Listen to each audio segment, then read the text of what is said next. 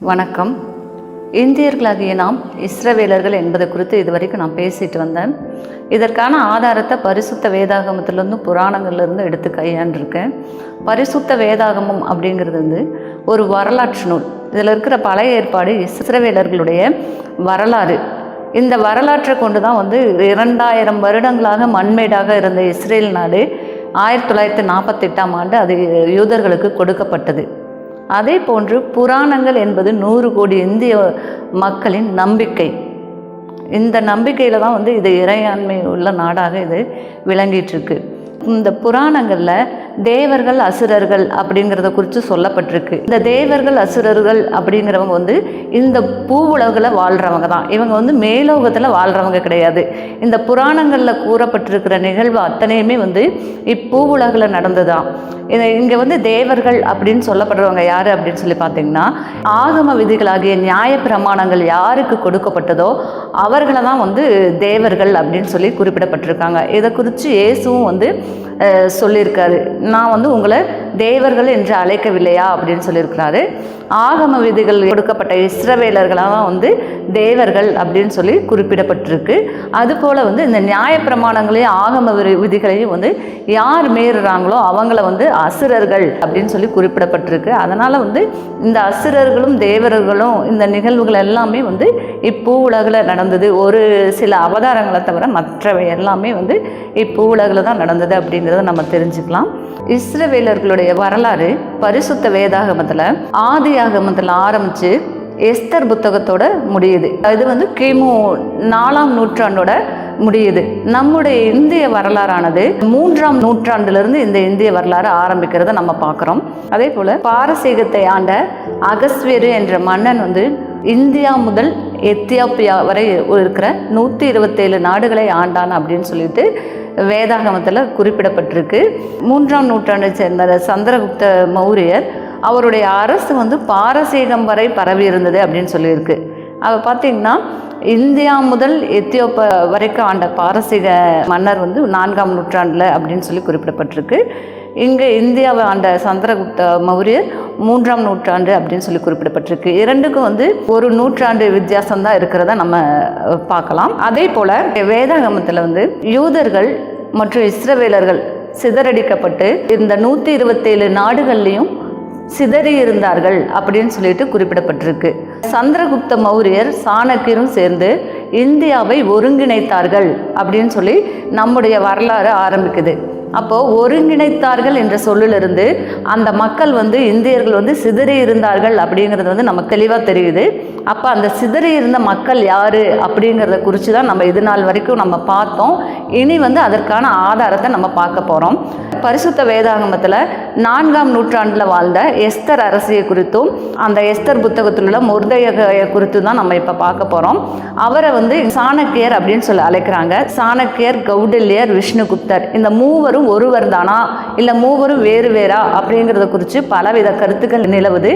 நான் இது மூவரும் வேறு வேறானவங்க, தனித்தனியான மனிதர்கள் அப்படிங்கிறத குறித்து பரிசுத்த வேதாகமத்திலிருந்து இருக்கிற ஆதாரத்தை எடுத்து நான் இப்போ உங்களுக்கு நான் விளக்கி காட்ட போகிறேன். இப்போ நான் பேச போகிற விஷயம் ஆன்மீகம் இல்லை, வரலாறு. இது 3ஆம் 4ஆம் நூற்றாண்டுகளில் பாரசீக அரண்மனையில் நடந்த வரலாற்றை குறித்தும் நம்ம இந்திய வரலாற்றை குறித்தும் தான் இப்போ நம்ம பார்க்க போகிறோம். மூவரை குறித்து இங்கே சொல்லப்பட்டிருக்கு. சாணக்கியர், கௌடில்யர், விஷ்ணுகுப்தர் அப்படின்னு 3 மனிதர்களை குறித்து சொல்லப்பட்டிருக்கு. அந்த 3 மனிதர்களும் பரிசுத்த வேதாகமத்தில் சாணக்கியர் எஸ்தர் புத்தகத்தில் மொர்தெகாய் என்று அழைக்கப்படுகிறாரு. கௌடில்யர் எஸ்ரா புத்தகத்தில் இருக்கிற எஸ்ரா என்று அழைக்கப்படுகிறார். விஷ்ணுகுப்தர் நெகேமியா புத்தகத்தில் உள்ள நெகேமியா என்று அழைக்கப்படுகிறாரு. இவர்கள் மூவருடைய வாழ்க்கையிலையும் ஒரு சில சம்பவங்கள் நிகழ்ந்திருக்கு. இதை குறித்து தான் நம்ம பரிசுத்த வேதாகமத்திலிருந்து புராணங்கள்லேருந்து நம்ம விரிவாகவும் விளக்கமாகவும் பார்க்கலாம். சாணக்கியர் தனநந்தன் என்ற அரசனால் அவமானப்படுத்தப்பட்டதாக சொல்லப்பட்டிருக்கு. கௌடில்யர் நீதி சாஸ்திரத்தையும் அர்த்த சாஸ்திரத்தையும் எழுதினார் அப்படின்னு சொல்லி குறிப்பிடப்பட்டிருக்கு. விஷ்ணுகுப்தர் மன்னருடைய அரண்மனையில், சந்திரகுப்த மன்னருடைய அரண்மனையில் உணவு கொடுப்பவராக இருந்தார். அவர் மன்னருக்கு தினந்தோறும் உணவில் விஷத்தை கொடுத்தாரு அப்படின்ற நிகழ்வு குறித்து எல்லாம் சொல்லப்பட்டிருக்கு. இந்த 3 நிகழ்வு குறித்தும் பரிசுத்த வேதாகமத்தில் உள்ள புத்தகங்களில் விரிவாகவும் விளக்கமாகவும் கொடுக்கப்பட்டிருக்கு. இதை குறித்து தான் நம்ம இப்போ பார்க்க போகிறோம். சாணக்கியரை குறித்து நம்ம முதல்ல பார்க்கலாம். தனநந்தர் அப்படின்ற அரசனுடைய அரசவையில் சாணக்கியர் அரசவையில் பணியாற்றிட்டு இருந்தார். ஒரு நாள் அந்த தனநந்தன் வரும்பொழுது சாணக்கியர் எழுந்திருக்காதனால தனநந்தன் கோவப்பட்டு சாணக்கியரை அவமானப்படுத்தி அந்த அரசவையை விட்டு வெளியேற்றிடுறாரு. இதனால் கோபமடைந்த சாணக்கியர் 16 வயது சந்திரகுப்தரை தேர்ந்தெடுத்து அவரை கொண்டு அந்த நாட்டை கைப்பற்றியதான் புராணங்கள்ல இருந்தும் வரலாற்றுகள்ல இருந்தும் நம்ம பார்க்குறோம். இதற்கான விளக்கங்கள் புராணங்கள்லேயும் வரலாற்றிலையும் தெளிவாக குறிப்பிடப்படலை. அதே சமயம் இந்த தனநந்தனை குறித்து புராணங்களில் என்ன சொல்லப்பட்டிருக்கு அப்படின்னு சொல்லி பார்த்தீங்கன்னா, முத்திர ராட்சசன் அப்படின்னு சொல்லப்பட்டிருக்கு. இந்த தனநந்தனுடைய முத்திரை மோதிரமானது கொடூரமான உத்தரவுகளை பிறப்பிக்கும் அப்படின்னு சொல்லப்பட்டிருக்கு. இதே மாதிரி ஒரு நிகழ்வு குறித்து பரிசுத்த வேதாகமத்தில் உள்ள எஸ்தர் புத்தகத்தில் விரிவாகவும் விளக்கமாகவும் சொல்லப்பட்டிருக்கு. இதே மாதிரி கேரக்டருங்களாம் அங்கே இருக்கிறது நம்ம பார்க்கலாம். இந்த சாணக்கியருடைய வரலாறு 3ஆம் நூற்றாண்டிலிருந்து நம்முடைய வரலாற்றில் சொல்லியிருக்காங்க. இந்த நிகழ்வு பரிசுத்த வேதாகமத்தில் 4ஆம் நூற்றாண்டில் நடந்ததாக சொல்லப்பட்டிருக்கு.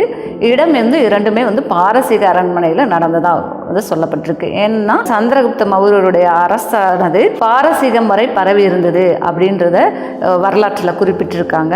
இந்த பரிசுத்த வேதாகமத்தில் 4ஆம் நூற்றாண்டில் வாழ்ந்த அந்த அகஸ்வேரு மன்னனுடைய அரசாட்சியானது இந்தியா முதல் எத்தியோப்பியா வரைக்கும் 127 நாடுகளை கொண்டிருந்தது அப்படின்னு சொல்லியிருக்கு. இரண்டும் கிட்டத்தட்ட சமீபமாக இருக்கிறத பார்க்கலாம். பாரசீகம் அப்படிங்கிற ஒரு இடத்துல நிற்கிறத நம்ம பார்க்கலாம். இப்போ பரிசுத்த வேதாகமத்திலிருந்து நம்ம பார்க்கலாம். இந்தியா முதல் எத்தியோப்பியா வரை உள்ள 127 நாடுகளை ஆட்சி செய்த அகஸ்வேரு அப்படின்ற மன்னன், பாரசீக மன்னன், தன்னுடைய நாட்டில் உள்ள நாட்டின் அதிபதிகளுக்கும் பிரபுக்களுக்கும் தன்னுடைய மந்திரிகளுக்கும் ஒரு பெரிய விருந்துக்கு ஏற்பாடு செய்தான். இந்த விருந்து 180 நாட்கள் நடந்தது. இந்த விருந்தின் முடிவில் தன்னுடைய மகா ரூபவதியான அந்த பட்டத்தரசியை கிரீடம் சூட்டி அரசவைக்கு அழைத்து வரணும் அப்படின்னு சொல்லிட்டு மந்திரி பிரதானிகளை அனுப்பி வைத்தான். ஆனால் அந்த கட்டளைக்கு பட்டத்தரசியான வஸ்தி கீழ்ப்படிய மறுத்துட்டான். இப்போ இதை குறித்து மன்னர் தன்னுடைய மந்திரி பிரதானிகளிடம் பிரபுக்களிடம் ஆலோசனை பண்ணார். அப்போ அவங்க சொன்னாங்க, இந்த விஷயம் நாட்டில் உள்ள பெண்களுக்கெல்லாம் தெரிஞ்சிச்சுன்னா தங்களுடைய புருஷர்களை அவங்க மதிக்க மாட்டாங்க. அதனால் நீங்கள் பட்டத்தரசியான வஸ்தியை விலக்கி வச்சுட்டு அவங்களுக்கு பதிலாக ஒரு உத்தமையான வேறு ஒரு பெண்ணை நீங்கள் பட்டத்தரசியாக ஆக்கிக்கணும். இனி ராஜா ஒரு ராஜ கட்டளை பிறந்து அந்த கட்டளை மீறப்படாதபடிக்கு உரிய தேச சட்டத்தில் சட்டம் இயற்றணும் அப்படின்னு சொல்கிறாங்க. மேலும் இவங்க என்ன சொல்கிறாங்கன்னா, 127 நாடுகள்லேருந்தும் கன்னி பெண்களை கொண்டு அந்த பெண்களை ஒவ்வொரு நாளும் ராஜாவுக்கு ஒவ்வொருத்தராக அனுப்புவாங்க. அந்த கன்னி பெண்களில் யாரை ராஜா விரும்புகிறாரோ அந்த கன்னி பெண்ணை அவர் பட்டத்தரசியாக கிரீட்டத்தை சூட்டி தேர்ந்தெடுத்துக்கலாம் அப்படின்னு அவங்க ஆலோசனை சொல்கிறாங்க. அதை ராஜாவும் ஏற்றுக்கிறாரு. இந்த காலகட்டத்தில் இஸ்ரவேல் நாட்டை சேர்ந்த பெஞ்சமின் கோத்திரத்தை சேர்ந்த மொர்தெகாய் அப்படிங்கிறவன் அரண்மனையில் பணியாற்றிட்டு இருக்காரு. அவருக்கு அவருடைய சித்தப்பா மகளான எஸ்தர் அப்படிங்கிறவளை தன்னோட மகளாக அவர் வளர்த்திட்ருக்காரு. ஏன்னா அந்த எஸ்தருக்கு அம்மா அப்பா இல்லாதனால அவர் தன்னோட சகோதரியை மகளாவே வளர்த்திட்ருக்காரு. இந்த சூழ்நிலையில தான் 127 நாடுகள்லேயும் இருக்கிற கன்னி பெண்களை அரண்மனைக்கு எல்லாத்தையும் தூக்கிட்டு வரும்போது இந்த எஸ்தரும் அந்த கன்னி பெண்களோட ஒன்றா இங்கே கொண்டு வரப்படுறாங்க. அவங்கள சுத்திகரித்து அவங்களுடைய நாள் வரும்போது அரசர்கிட்ட அனுப்பும்போது அரசருக்கு இந்த எஸ்தரை ரொம்ப பிடித்து போயிடுது. அதனால் அவளுக்கு கிரீடத்தை சூட்டி தன்னுடைய பட்டத்தரசியாக ஆக்கிக்கிறாரு. இவ தன்னுடைய குலத்தை பற்றியும் கோத்திரத்தை பற்றியும் சொல்லலை. ஏன்னு கேட்டால் மொர்தெகாய் அவகிட்ட நீ சொல்ல வேண்டாம் அப்படின்னு சொல்லியிருந்தாரு. பட்டத்தரசியானாலும் சிறு வயது முதல் மொர்தெகாயோட பேச்சை கேட்டுட்டு வந்த மாதிரியே அரசியான பின்னாடியும் அந்த மொர்தெகாயோட பேச்சை தான் கேட்டு நடந்தா அப்படிங்கிறது இந்த பரிசுத்த வேதாகமத்திலிருந்து நம்ம தெரிஞ்சுக்கலாம். இந்த நிகழ்வுகளுக்கு பிறகு மொர்தெகாய் ஒரு நாள் அரண்மனை வாசலில் இருக்கிறாரு. அப்போ அரண்மனை ஊழியக்காரர்கள் 2 பேர் மன்னரை கொல்றதுக்காக சதி திட்டம் தீட்டிட்டு இருக்காங்க.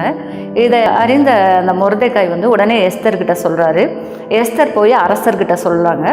அப்போது சொன்ன உடனே அரசரும் வந்து அதை தீர விசாரிக்கிறாரு. தீர விசாரிக்கும்போது அந்த அவங்க சதித்திட்டம் தீட்டுனது உண்மைதான் அப்படின்னு தெரிஞ்சால் அவங்க 2 பேரும், அந்த ஊழியக்காரங்க 2 பேரும் தண்டிக்கப்படுறாங்க. இந்த நிகழ்வை குறித்து அரசருடைய நாளாகமத்தில், அதாவது நம்மளாம் டைரி எழுதுகிற மாதிரி அவங்க வந்து நாளாகம் எழுதுவாங்க. அன்றைக்கு நிகழ்ந்த நிகழ்வுகளை குறித்து எழுதுவாங்க.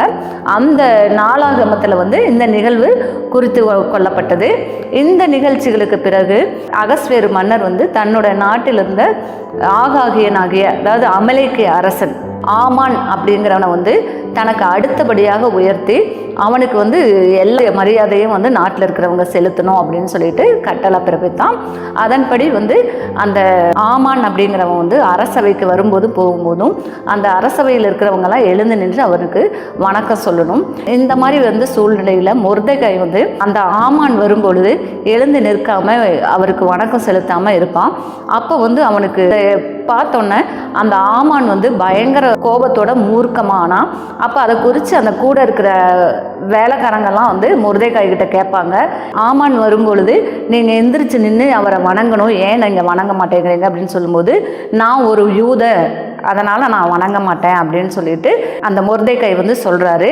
அப்போ வந்து அந்த ஆமான் வந்து சொல்கிறாரு, இந்த மொர்தெகாயை மட்டும் பழி வாங்குறது ஒரு சின்ன விஷயம், அதனால் அந்த யூத சமுதாயத்தையே வந்து நம்ம பழி வாங்கணும் அப்படின்னு சொல்லிட்டு அவனுக்குள்ள ஒரு வெறி வருது. உடனே வந்து மன்னர்கிட்ட போய் சொல்கிறாரு, உங்கள் நாட்டில் வந்து ஒரு விதமான மக்கள் வந்து சிதறி இருக்கிறாங்க. அந்த மக்கள் வந்து ராஜ கட்டளைக்கு கீழ்ப்படுகிறதில்ல, அதனால் அவங்கள வந்து நீங்கள் வந்து தண்டிக்கணும் அப்படின்னு சொல்லிட்டு, இதற்காக நான் வந்து 16,000 தாலந்து வெள்ளியை வந்து நான் உங்கள் கஜானாவில் சேர்க்கிறேன் அப்படின்னு சொல்லிட்டு அந்த அரசர்கிட்ட சொல்கிறாரு. அப்போ அரசர் சொல்கிறாரு, அவர் தன்னுடைய முத்திரை மோதிரத்தை எடுத்து அந்த ஆமான் கிட்ட வந்து கொடுக்குறாரு. கொடுத்து, நீ வந்து அந்த மக்களுக்கு என்ன செய்யணும்னு நினைக்கிறியோ அதை நீ உன் இஷ்டம் போல் செய் அப்படின்னு சொல்கிறாரு. நீ வந்து அதற்காக நீ அந்த வெள்ளியை செலுத்த வேண்டாம் அப்படின்னு சொல்கிறாரு. அந்த முத்திரை மோதிரத்தை வாங்கி ஆமான் வந்து 12ஆம் மாதமான ஆதார் மாதம் 13ஆம் நாள் 127 நாடுகளில் இருக்கிற சிதறி இருக்கிற யூதர்களில் சின்ன குழந்தைகள்லேருந்து பெரியவங்க வரைக்கும், ஆண்லேருந்து பெண் வரைக்கும் ஒருத்தரை விடாமல் வந்து அவங்களோட வீட்டை கொள்ளையிடுறதுக்கும் அவங்கள வந்து கொன்றது ஒழிக்கணும் அப்படின்னு சொல்லிட்டும் தன்னுடைய மந்திரி பிரதானிகள் மூலமாக வந்து அந்த முத்திரை மோதிரத்தை வச்சு அவர் வந்து ஒரு கட்டளை, ராஜ கட்டளையை பிறப்பிக்கிறாரு. இது 127 நாடுகளுக்கும் போகுது. அங்கே இருக்கிற யூதர்கள் வந்து அழுகையும் புலம்பலுமாக இருக்கிறாங்க. இதை அறிந்த அந்த மொர்தெகாய் என்ன பண்ணுறாருன்னா, அந்த கட்டளையின் நகலை வந்து எஸ்தருக்கு அனுப்பிச்சு, நீ ஏதாவது பண்ணு, நம்மளுடைய ஜனத்துக்காக அரசர்கிட்ட வேண்டிக்கோ அப்படின்னு சொல்லி கேட்குறாரு. அப்போ எஸ்தர் சொல்கிறாங்க, ராஜா வந்து என்னை வர சொல்லாமல் தானாக அவரை போய் நான் சந்திக்க முடியாது, அப்படி சந்திச்சா வந்து அவர் செங்கோலை நீட்டினா மட்டும்தான் நான் உயிர் பிழைக்க முடியும், இல்லைன்னா நான் என்னை வந்து கொன்றுவாங்க அப்படின்னு சொல்கிறாரு. அப்போ மொர்தெகாய் வந்து சொல்கிறாங்க, நீ வந்து இப்படி யூதருக்கு சகாயம் பண்ண மறுத்தினா யூதருக்கு ரட்சிப்பு வேற யார்கிட்ட இருந்தாவது வரும். உன்னை வந்து இந்த நேரத்தில் வந்து யூதர்களை ரட்சிக்கிறதுக்காக தான் வந்து கடவுள் வந்து அரசியாக்கி இருக்கலாம் அப்படின்னு சொல்கிறாங்க.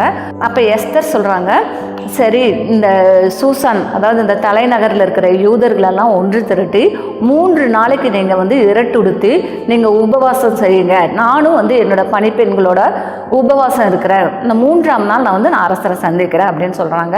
அதே மாதிரி 3 நாட்கள் உபவாசத்துக்கு பிறகு அவங்க வந்து அரசரை சந்திக்கிறாங்க. அரசர் வந்து தன்னோட செங்கோலை நீட்டுறாரு. அப்போ அரசர் கேட்குறாரு, உன்னுடைய வேண்டுதல் என்ன, உன்னோட மன்றாட்டு என்ன, நீ வந்து ராஜ்யத்தில் பாதி கேட்டாலும் நான் உனக்கு தருவேன் அப்படின்னு சொல்கிறாங்க. அப்போ எஸ்தர் சொல்கிறாங்க, நீங்களும் ஆமானும் நான் இன்னைக்கு கொடுக்க போகிற விருந்துக்கு நீங்கள் வரணும் அப்படின்னு சொல்கிறாங்க. அரசர் சரின்னு சொல்லிட்டு அன்றைக்கு விருந்தில் கலந்து கொள்கிறாரு. அப்போ வந்து மறுபடியும் அரசர் வந்து விருந்து உண்ணும்போது கேட்குறாங்க, உன்னுடைய மன்றாட்டு என்ன, உன்னுடைய வேண்டுதல் என்ன, நீ ராஜ்யத்தில் பாதி கேட்டாலும் நான் தருவேன் அப்படின்னு சொல்கிறாங்க. அப்போ வந்து எஸ்தர் சொல்கிறாங்க, சரி, இன்னைக்கு வந்த மாதிரியே நான் நாளைக்கு ஏற்பாடு பண்ண போகிற விருந்துக்கும் நீங்கள் வரணும் அப்படின்னு சொல்கிறாங்க. இந்த ஆமானை கூட்டிகிட்டு நீங்கள் வரணும் அப்படின்னு சொல்லும்போது சரி அப்படின்னு சொல்லிட்டு அரசர் வந்து சரி அப்படின்னு சொல்லிட்டு புறப்பட்டு போயிடுறாரு. அப்படி அரசவையை விட்டு ஆமான் வந்து வெளியேறும்போது அன்றும் வந்து மொர்தெகாய் எழுந்திருக்காமையும் வணங்காமலும் இருக்கிறத பார்த்து அவனுக்கு பயங்கர கோபம் வந்துடுது.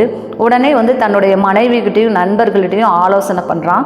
அப்போ வந்து அவங்க சொல்கிறாங்க, இந்த மொர்தெகாயை வந்து நீங்கள் 50 முழம் தூக்கு மரத்தை செஞ்சுருங்க, செஞ்சு அந்த தூக்கு மரத்தில் வந்து இவனை தூக்கில் போட்டுருங்க, அரசர்கிட்ட சொல்லிவிட்டு நீங்கள் நாளைக்கு தூக்கில் போட்டுட்டு அதுக்கப்புறம் நீங்கள் அரசியலுக்கு விருந்துக்கு நீங்கள் போங்க அப்படின்னு சொல்லிட்டு அந்த மனைவி வந்து ஆலோசனை சொல்கிறாங்க. அதே மாதிரி மொர்தெகாய்க்காக ஒரு தூக்கு மரம் வந்து அங்கே செய்யப்படுது.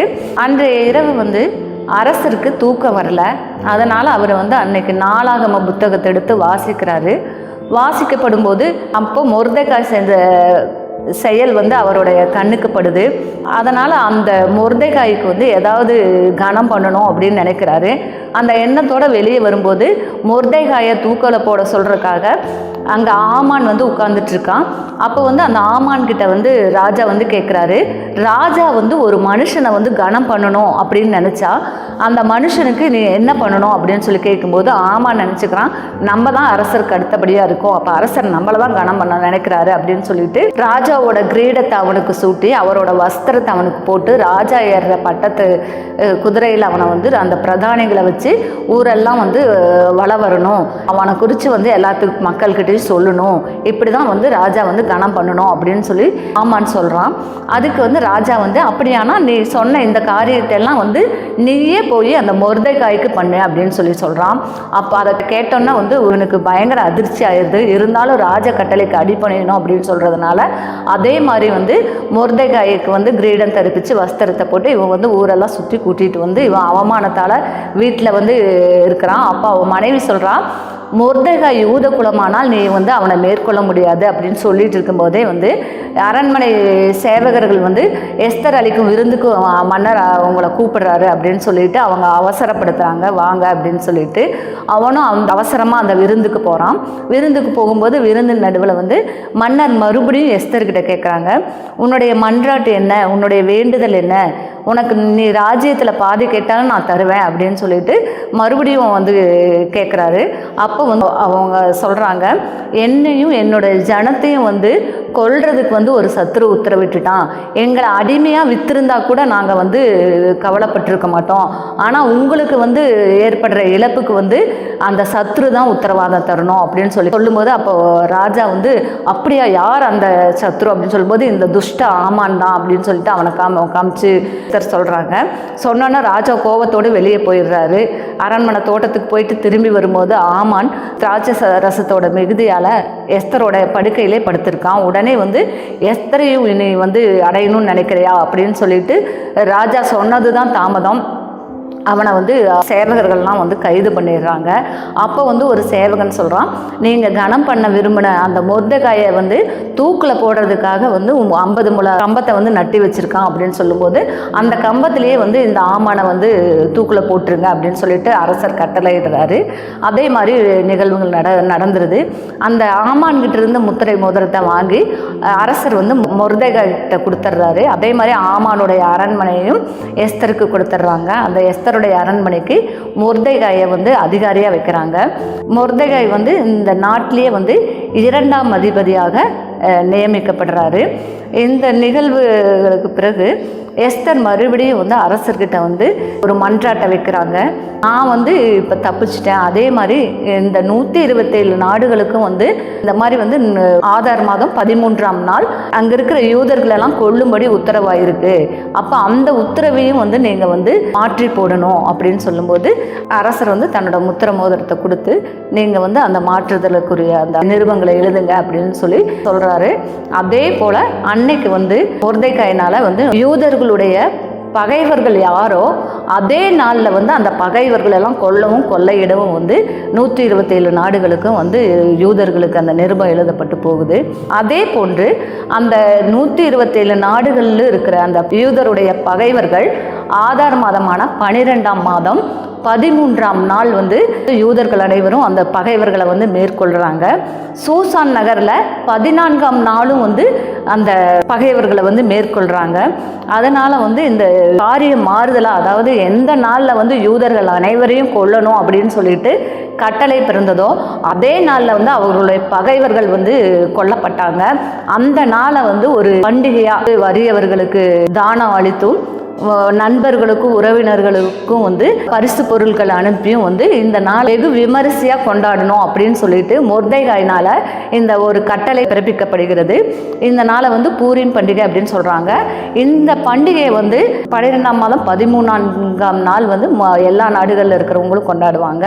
இந்த சூசானில் இருக்கிற யூதர்கள் மட்டும் 2 நாட்கள் கொண்டாடுவாங்க இந்த பண்டிகையை. ஏன்னா அவங்க 14ஆம் நாளும் வந்து அவங்க பகைவர்களை மேற்கொண்டதுனால 2 நாட்கள் கொண்டாடுறாங்க. இந்த பண்டிகையை தான் வந்து நம்ம நாட்டில் வந்து தீபாவளி பண்டிகை அப்படின்னு சொல்லி கொண்டாடுறோம். அரக்கனை அழித்த நாளாக வந்து சொல்லி நம்ம கொண்டாடுறோம். அரக்கன் அப்படிங்கிறது வந்து எங்கள் புராணத்தில் வந்து ஆமான வந்து முத்திர ராட்சசன் அப்படின்னு சொல்லி குறிப்பிட்டிருக்கு. இந்த ராஜாவுடைய முத்திரை மோதிரத்தை வச்சு அவன் பிறப்பித்த அந்த உத்தரவை தான் வந்து இப்படி குறிப்பிட்டிருக்காங்க. இந்த மொர்தெகாயை தான் வந்து சாணக்கியராக வந்து புராணங்களில் குறிப்பிட்டிருக்காங்க. இந்த சாணக்கியர் தான் வந்து 4ஆம் நூற்றாண்டில் அகஸ்வேரு மன்னனுக்கு அடுத்த பதவியில் 2ஆம் அதிபதியாக இருந்ததை வந்து வேதத்தில் குறிப்பிட்டிருக்கு. அவன் வந்து தன்னுடைய இனத்தாருக்கு வந்து நல்லது செய்தான் அப்படின்னு சொல்லிட்டு அங்கே குறிப்பிட்டிருக்காங்க. அனைவருக்கும் வந்து நன்மை செய்தான் அப்படின்னு சொல்லி குறிப்பிட்டிருக்காங்க. இந்த நிகழ்வுகளிலிருந்து எஸ்தர் புத்தகத்தில் குறிப்பிடப்பட்டுள்ள மொர்தெகாய் தான் சாணக்கியர் அப்படிங்கிறத நம்ம அறிந்து கொள்ளலாம். அதே போல் அந்த 16 வயது சந்திரகுப்தர் அப்படிங்கிறது வந்து 16 வயது பெண்ணதான அந்த எஸ்தரை தான் வந்து இங்கே புராணங்களில் குறிப்பிடப்பட்டிருக்கு அப்படிங்கிறது நம்ம தெரிஞ்சுக்கலாம். அகஸ்வேரு மன்னனை சூரியகுப்தர் அப்படின்னு சொல்லிட்டும், பட்டத்தரசையான எஸ்தரை வந்து முரா அப்படின்னு சொல்லிட்டும் புராணங்கள்லேயும் வரலாற்றுலேயும் வந்து குறிப்பிடப்பட்டிருக்கிறத நம்ம தெரிஞ்சுக்கலாம். தனநந்தன் தான் ஆமான் அப்படிங்கிறதையும் நம்ம தெரிஞ்சு கொள்ளலாம். இவங்களுக்குள்ளே நடந்த நிகழ்வுகளை குறித்து தான் வந்து புராணங்களையும் பரிசுத்த வேதாகமத்திலையும் சொல்லப்பட்டிருக்கு. அதே போல் வந்து இந்த யூதர்கள் வந்து ஆண்ட நிலப்பகுதியை வந்து மோரிய தேசம் அப்படின்னு சொல்லிட்டு அழைப்பாங்க. அந்த மோரிய தேசத்துடைய பெயரால் தான் வந்து இவங்க வந்து மௌரியர்கள் அப்படின்னு சொல்லி இந்த மோரியா மருவி மௌரியர் என்று ஆயிருக்கிறதை நம்ம பார்க்கலாம். இந்த மோரியா தேசத்தை சேர்ந்தவர்களை தான் வந்து இந்த 2000 வருடங்களாக அவங்க அந்த நாடு வந்து இல்லை அப்படிங்கிறத குறிப்பிடுறதுக்காக தான் லெமுரியா கண்டம் இலை அப்படிங்கிறது வந்து புகழ் வாய்ந்த யூத அரசர்களை குறிப்பிடுறது. அதில் வந்து அந்த மோரியா அப்படிங்கிறது வந்து அந்த மோரியா தேசத்தை தான் வந்து குறிப்பிடுறது அப்படிங்கிறது நம்ம தெரிஞ்சுக்கலாம். இதிலிருந்து மோரியா தேசத்தை சேர்ந்த எஸ்தரும் மொர்தெகாயும் தான் வந்து இங்கே சாணக்கியர் முரா அப்படின்னு சொல்லிட்டு அழைக்கப்படுறாங்க அப்படின்னு சொல்லி நம்ம தெரிஞ்சுக்கலாம். இந்த எஸ்தர் அரசியுடைய மகனான அர்த்தசஷ்டா தான் வந்து இங்கே சந்திரகுப்த மௌரியர் என்று அழைக்கப்பட்டிருக்காரு. எஸ்தரும் மொர்தெகாயும் வந்து பெஞ்சமின் குலத்தை சேர்ந்தவங்க. இந்த பெஞ்சமின் குலத்தை சேர்ந்தவங்க வந்து இந்தியாவில் வந்து கேரளாவில் வசிக்கிறாங்க. அதனால தான் வந்து அந்த பெஞ்சமின் குலத்துடைய முதல் அரசனான, அதாவது இஸ்ரவேல் வம்சத்துடைய முதல் அரசனான சவுலை தான் வந்து அங்கே மகாபலி அப்படின்ற பேரில் அவங்களுக்காக தான் வந்து ஓணம் பண்டிகை வந்து கொண்டாடுறத நம்ம தெரிஞ்சுக்கலாம். அதனால தான் வந்து சாணக்கியர் வந்து கேரளாவை சேர்ந்தவர் அப்படின்னு சொல்லிட்டு ஒரு குறிப்பு இருக்கிறத நம்ம பார்க்கலாம். அது வந்து உண்மைதான். பெஞ்சமின் கோத்திரத்தை சேர்ந்தவங்க தான் வந்து கேரளாவில் வசிக்கிறாங்க. இந்த சந்திரகுப்த மௌரியர், அதாவது பரிசுத்த வேதாகமத்தில் இவரை அர்த்தசாஸ்டா அப்படின்னு சொல்லிட்டு குறிப்பிட்டிருக்காங்க. எஸ்தர் அரசியுடைய மகனான சந்திரகுப்த மௌரியருடைய காலத்தில் தான் வந்து 127 நாடுகளிலும் வந்து சிதறி இருந்த இஸ்ரவேலர்களெல்லாம் ஒருங்கிணைச்சு இந்தியாவில் வந்து எப்படி வந்து இஸ்ரவேல் நாட்டில் வந்து அவங்க வந்து கோத்திரத்தின்படி வந்து குடியமர்த்தப்பட்டாங்களோ அதே போல் வந்து இங்கே குடியமர்த்தப்பட்டிருக்கிறத நம்ம பார்க்கலாம். இலங்கையில் வந்து சிங்களர்கள் கூட வந்து இஸ்ரவேல் சமுதாயத்தை சேர்ந்தவங்க தான். அவங்களிலிருந்து இலங்கை முதல் இமயம் வரைக்கும் இவங்களை வந்து குடியமர்த்தி, அதாவது அந்த இஸ்ரவேல் நாட்டில் அவங்க எப்படி வந்து கோத்திரமாக பிரித்து இருந்தார்களோ அதை போன்று பிரிக்கப்பட்டு இருக்கிறதையும் நம்ம பார்க்கலாம். இவர்கள் வந்து முதல்ல வந்து வடக்கு இஸ்ரவேலை சேர்ந்தவங்க இந்தியாவில் குடியேறினாங்க. அதனால அதற்கு பின்னாடி வந்த யூதர்கள் வந்து நேபாளில் தங்களுக்கு வந்து தேர்ந்தெடுத்து கொண்டாங்க. அந்த நேபாளிலிருந்து பீகார்லேருந்து இங்கே அப்படியே சென்னை, அப்படி இந்த பக்கம் வந்து யூதர்கள் வசிக்கிற பகுதியாக அவங்க வந்து தேர்ந்தெடுத்துக்கிட்டாங்க. அதனால தான் வந்து மிட்ராஸ் அப்படிங்கிறது வந்து ஒரு தாவீது மன்னனுடைய புத்தகத்தை குறிக்கிற பெயர் தான் இந்த பெயர். அதே போல் வந்து சந்திரகுப்த மௌரியர் வந்து யூதர் அப்படிங்கிறனால தான் பீகாரில் வந்து யூதர்கள் அதிகமாக வசிக்கிறனால அந்த பகுதியை வந்து இவர் வந்து தலைநகரமாக தேர்ந்தெடுத்து ஆட்சி செய்தார் அப்படிங்கிறதையும் நம்ம தெரிஞ்சுக்கலாம். மற்ற பகுதியில் வந்து ஒவ்வொரு பிரிவினரையும் வந்து அவங்க தங்க வச்சிருக்கிறதே நம்ம பார்க்கலாம். இதிலிருந்து இஸ்ரவேல் நாட்டை சேர்ந்த யூதர்கள் தான் வந்து மௌரியர்கள் என்ற பெயரில் வந்து சந்திரகுப்த மௌரியர் அப்படின்னு சொல்லிட்டு அவரும் அவருக்கு பின்னாடி வந்தவங்களும் ஆட்சி செய்கிறத நம்ம தெரிஞ்சுக்கலாம். இந்த அர்த்த சஷ்டான்ற சந்திரகுப்த மௌரியர் காலத்தில் வாழ்ந்த கௌடல்யர் குறித்து நம்ம அடுத்த பகுதியில் நம்ம விரிவாக பார்க்கலாம். நன்றி, வணக்கம்.